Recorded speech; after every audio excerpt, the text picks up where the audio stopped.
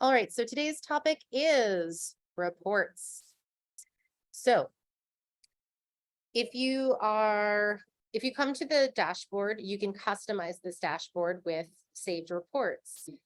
We have some options for you. So see here, we've got these cards. You can view things now as cards, so you can actually track some goals. So goal reporting is a newer feature that we have. You can also push some of your report lists to your dashboard.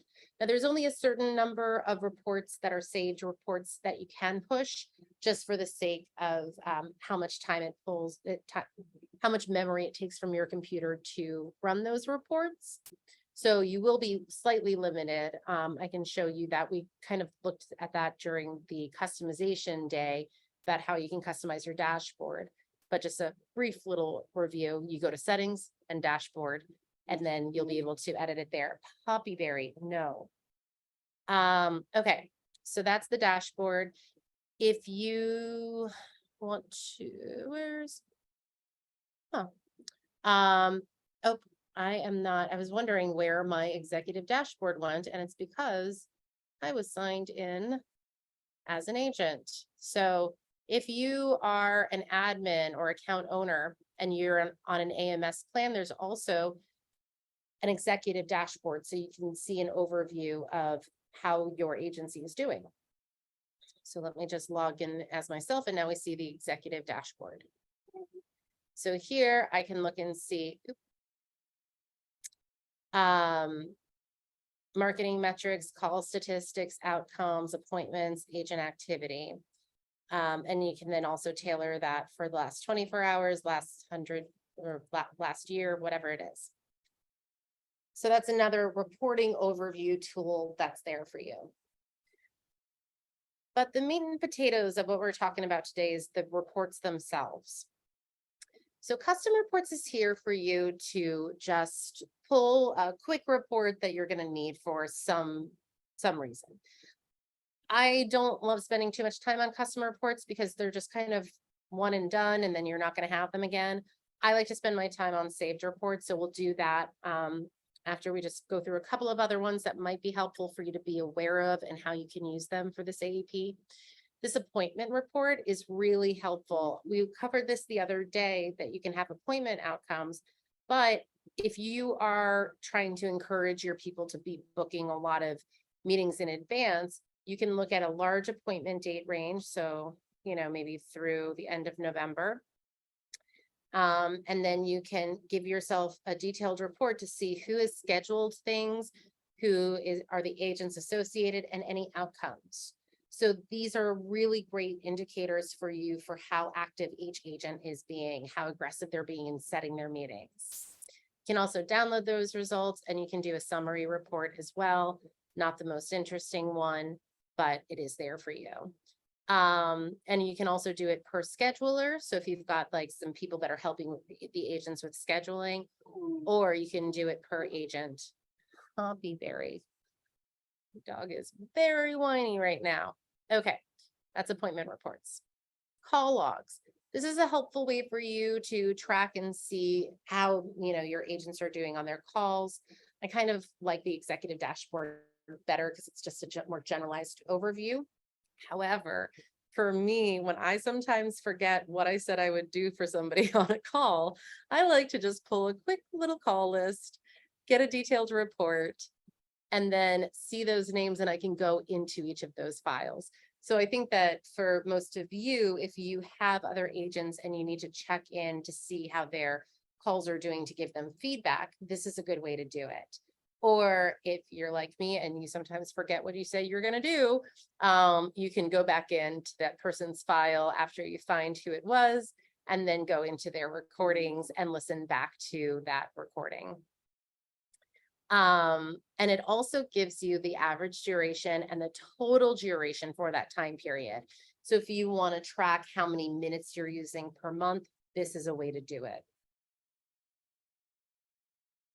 We also have an important report for SMS delivery. So if you're working on a campaign and it includes text messaging, this will be a helpful report for you to see if you are having one of your workflows get a lot of blocked, undeliverable, or unsubscribed numbers. So you'll be able to track how many outgoing, what the percentage is, received messages, etc. And then if you're like, ooh, I've got like a 60% block rate, you can then go into each of your workflows and see where that block rate is coming from, and then tweak that SMS messaging. We'll go into this more on Monday if you're a client, which I think all of you are clients. So come to the work session that we'll be doing on the carrier's products and commissions. But part of that is the last part of, working with your products and such, is that you would have a revenue report. And then you can say, for this quarter, what is my projected versus my actual? And then if you export the report, you'll get all of the details of that report. So you would be able, you won't be able to see this, but basically all it is a list of the names of the people that have either projected commissions that are supposed to be coming in, or the actual revenue that you've captured from your commission statements. So that's available for you there. Contract report is for agent recruitment. Since we're focused right now on the AP side of things, we won't go into that, but if you do agent recruitment, that contract report is very helpful. Now let's go into saved reports. So we can add as many of these as we want, and we now have a filter so that way you can actually find the ones you've done. But let's say you want to run a client retention or client ANOC, whatever, or annual review. We'll make this available for agents to run for their assigned agents. This will give you the ability to push one of those saved reports to the dashboard. So if you don't have that checked, you will not have it as an option to push to the dashboard. So we can either do this as clients or as client products. I would not do both, because then you're going to get kind of duplicate returns. Also, for client products, you're not able to bulk update products. So you can only bulk update records, so leads, clients, etc. Therefore, I would say choose one or the other, so that way it doesn't give you duplicate data. For client, I think that the better choice, if you're planning on bulk updating or doing a big call list from this, would just be to do the records. Sometimes you're going to need to do a product pull, but for this first example, I'm just going to do clients. So what I'm going to do is I'm just going to start with the status of in-force.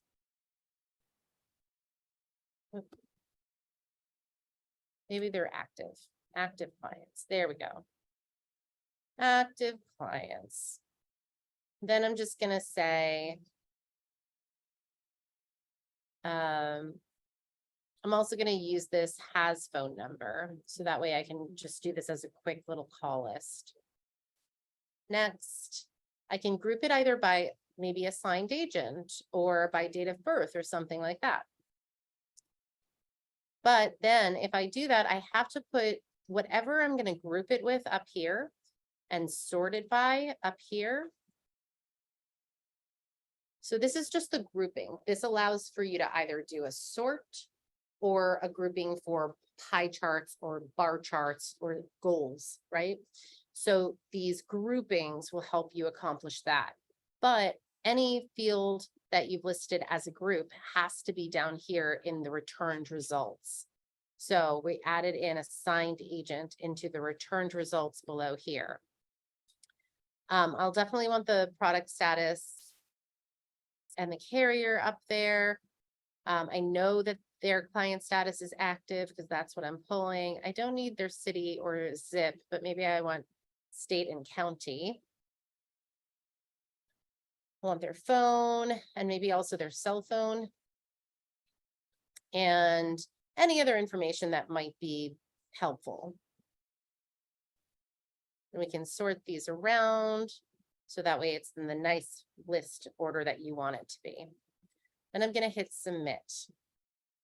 From there, I can now run that report. So I'll see a list of all of my clients, what their products are. So see, this one has one that's in force and then another that's been canceled. This one has 2 that are pending submitted and 1 that's in force. We see their state. We don't see their county because I didn't put the information in. We see their phone. We don't have a cell phone on them. So anyway, so this is a quick little view. If you're on the AMS plan, you can just hit this call list and it'll start rolling through. Call the next person in the list. So it's a very quick way for you to build a list that's very specific and strategic and then call it really quickly. Another reporting feature that I wanted to call your attention to is that you can build a report for strategizing against a person's birth date. So this, for an example, if you wanted to target people who were 72 to 75 years old, clients and leads maybe, right? I wouldn't make this available for agents to run. This is probably just more of a marketing campaign that you're going to work off of. So I would choose leads and clients. And then I'm going to scroll down. And by birthday, I'm going to select their 72nd birthday is 1 day from now. And you could also do ago. So if I wanted like 10 days ago, they turned 72 up until, and so he said 75. So that's 3 years. So that's like 1,000 days from now. Then I'm gonna hit that. I can sort it by the date of birth. Just so that way I can see like my 72-year-olds first and my 75-year-olds at the bottom. I don't really need a totals column for that. I do need to have date of birth in my results below because I'm sorting it by date of birth. And what else would I need for this? Maybe their phone, their cell phone. Even if I didn't have phone in here, it'll actually still call the list because it's just going based off of the record. It's launching the record itself. Maybe I want beneficiary amount or benefits requested, whatever, and then hit submit. And now I can run that report or I can do whatever I need to do. Nobody was found.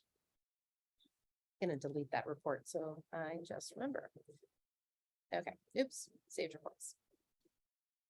But I really like that new feature, or it's not even a new feature. It's been there for a while. Something that I haven't paid attention to enough is this birthday feature.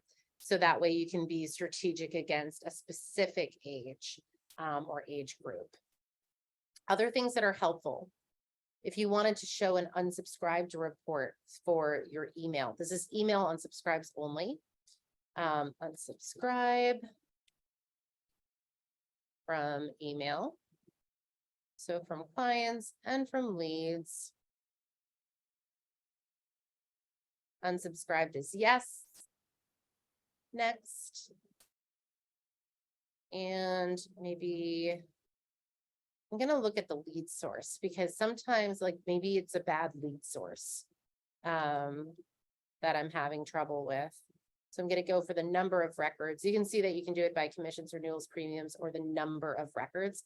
If it's a lead source, I would like to see that my Facebook ad is causing the least amount of unsubscribes while my LinkedIn is generating the most, for example. And then I know that I want to spend more money at Facebook rather than on my LinkedIn. So here, I'm going to have to add lead source in here. And now I can run that report. I don't think anything will come back, but hopefully you get the idea that that's a good report that you can run. If you have any targets for your agents, so like maybe you want them to have, trying to think of a good one. So let's say you wanted to have appointments by agent. So I want to see how many leads and clients my agents are setting to a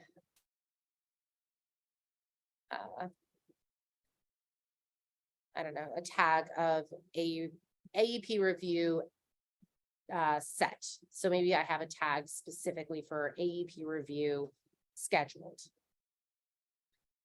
And then I'm going to go to the next person here, or the next thing, and then I'm going to do assigned agent, because that's what the most important grouping is for me.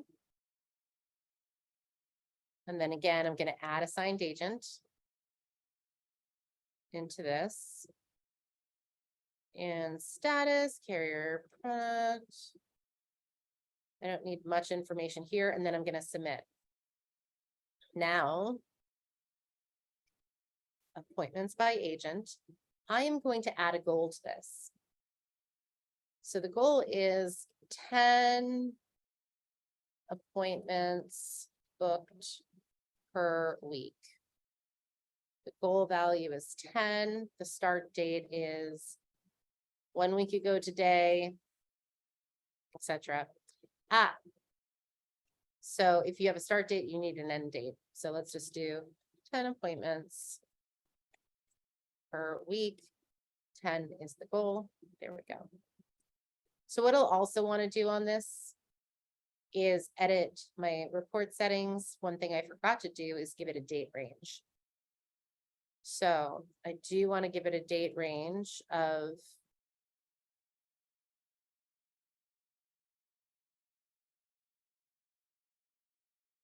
one week ago today to current day. Next. Submit. I'm going to go down here to settings, to the dashboard settings, edit. And now below here, I can add in my reports. So here I'm going to add in my appointments by agent, and I can put that to a goal chart. Or I could do it as a report, a bar chart, a pie chart, or just a regular old card.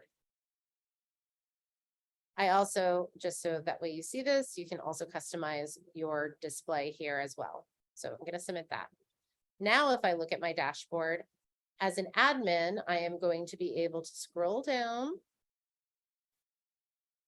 There they are.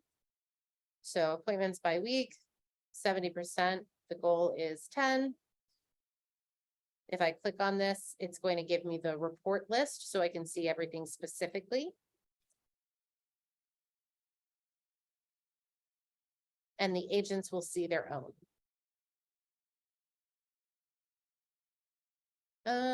You also have appointments here on the executive dashboard. So I do think that this is probably the better place to look at it. If you're on the AMS plan, this is where I would look at it. So that way you can see the top 5 agents, and then you can also show all or only the top 5. So this is probably the best place to put it, but nonetheless, just know that you can create those goals for, you know, phone calls, for whatever it is. So that way the agents can see them for themselves. Are there any report questions that have come up for you, or any goals that you have for your reports?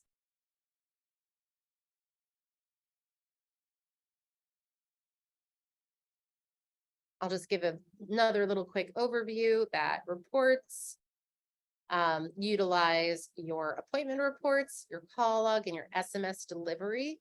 So that way you can really report on those factors.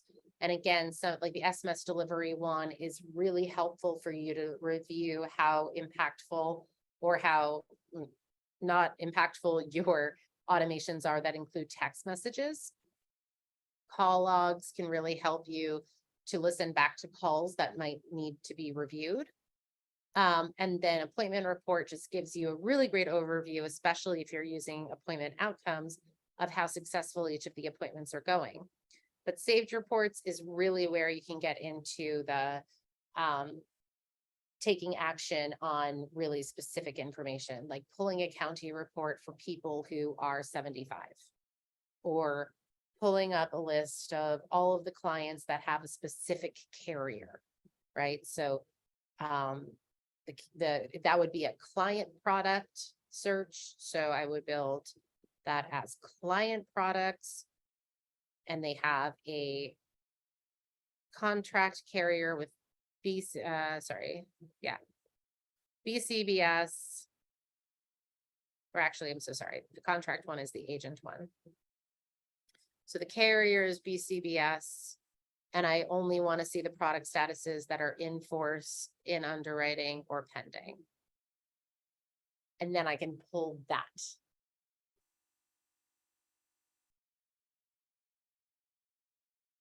The other things that I feel like are important for you to realize are that you can also do a lot of date triggered reporting. So from custom dates that you've created, or also things that are just system oriented, like the create date, last updated, last status change update. This is also a really helpful one.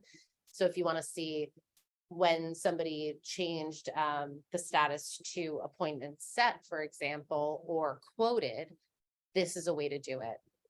You also have the unsubscribed option, has email, has phone number. So if you're trying to pull a call list, you would want to have something that says has phone. So you're not just, showing people that you're not going to be able to call.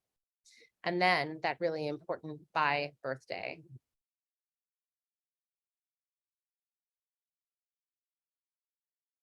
All right. So I'm going to stop recording now, and I'm going to show you one of the features that we're working on.